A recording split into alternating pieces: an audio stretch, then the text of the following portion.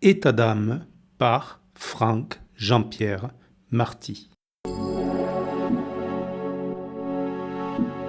Dans ce blog audio, je vous livre d'une façon non régulière mes réflexions, mes pensées, mes coups de cœur ou de gueule, bref, mes états d'âme sur le milieu de la spiritualité, de l'ésotérisme et des thérapies alternatives.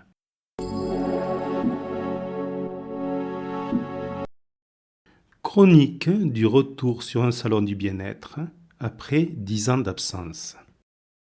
Depuis les débuts de mon activité, j'ai eu rapidement une reconnaissance dans le milieu des énergies. Reconnaissance acquise par ma proximité avec Stéphane Cardino. J'étais membre de son groupe de recherche et aussi simplement qu'à mes débuts, il y avait beaucoup moins de thérapeutes. Quand je demandais une place dans un salon, on m'accueillait les bras grands ouverts, voire même on attendait, voire espérait ma demande. Bref, très rapidement, ma notoriété m'a permis de m'ouvrir au national, voire à l'international. J'ai fait mon trou avec humilité, parfois dans l'ombre de mon ami Stéphane, et j'avais suffisamment de travail ainsi pour assurer les revenus de ma vie personnelle et familiale. L'après-Covid est arrivé et là, j'avoue, je n'ai pas vu venir les changements. Peut-être un peu trop dans mon nuage. Beaucoup de reconversions dans la thérapie ont suivi l'après-Covid. Le marché thérapeutique a d'un coup saturé, explosé. Certaines personnes ont amené avec eux des techniques de communication hyper agressives pour les anciens thérapeutes moins habitués aux réseaux sociaux. Écrasé. La saturation s'est rapidement transformée en guerre de communication. Pour vivre de son activité, il faut des rendez-vous. Et si on était habitué avant à un salaire très confortable, il faut beaucoup de rendez-vous. L'humilité, l'ouverture d'esprit et le vrai, nécessaires dans ce métier, ont laissé place à l'ego.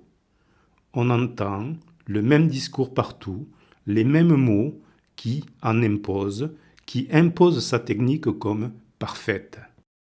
Le regard droit devant, en occultant tout ce qui est sur le côté. Comme un bulldozer, on écrase le terrain de l'autre pour agrandir sa parcelle. La crise du pouvoir d'achat accentue encore tout cela. C'est là que je descends de mon nuage.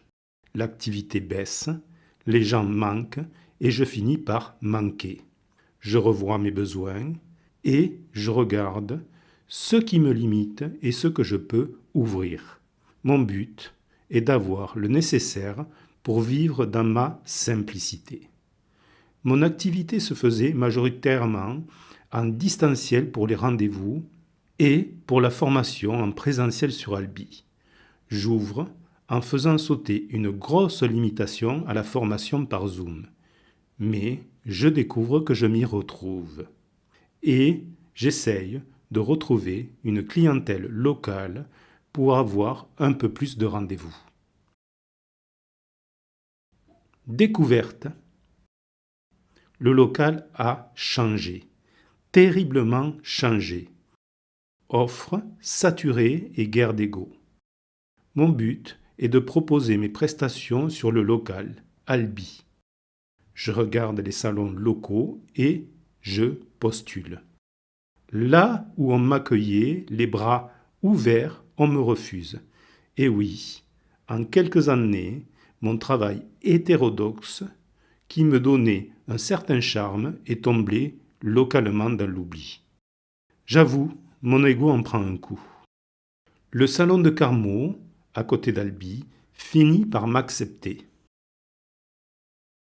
Ouverture du salon, je suis confiant, je connais mon travail.